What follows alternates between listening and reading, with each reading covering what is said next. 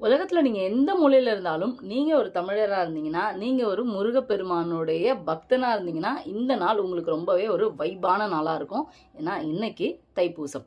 முருகருடைய பக்தர்கள் எல்லாருக்குமே தைப்பூசம் அப்படின்னு சொன்னாலே ஒரே ஃபாஸ்டிங் இருக்கிறது என்ன, அதோட ரிச்சுவல்ஸ் என்ன அப்படிங்கிறத பார்த்து பார்த்து பார்த்து எல்லாருமே ரொம்ப பக்தியோடு எடுத்துகிட்டு போகிற இந்த நாள் எங்கேருந்து உருவாச்சு அப்படிங்கிறத இந்த வீடியோவில் தெரிஞ்சுப்போம்.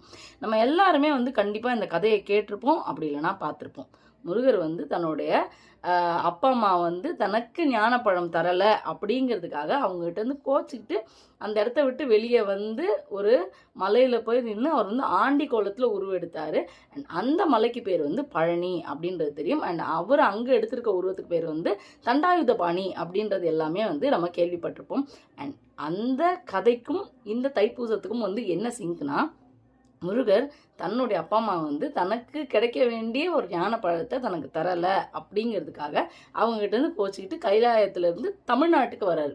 ஸோ தமிழர்களுக்காக முருகர் கைலாயத்தை விட்டு கீழே இறங்கி வந்துட்டதுனால தமிழர்களுக்கு முருகர் தமிழ் கடவுள் அப்படின்னும் சொல்லப்படுறாரு. அண்ட் அந்த தமிழ் கடவுள் இந்த தை மாதத்தில் வந்த பூச நட்சத்திரத்தில் வரக்கூடிய பௌர்ணமி நாளில் தான் இந்த பழனிமலையில் தண்டாயுதபாணி கோலத்தை உருவெடுத்திருக்காங்க. அப்படிங்கிறதுனால தான் இந்த தைப்பூசம் அப்படிங்கிறது ரொம்ப வெகு சிறப்பாக தமிழர்கள் மத்தியில் கொண்டாடப்படுது.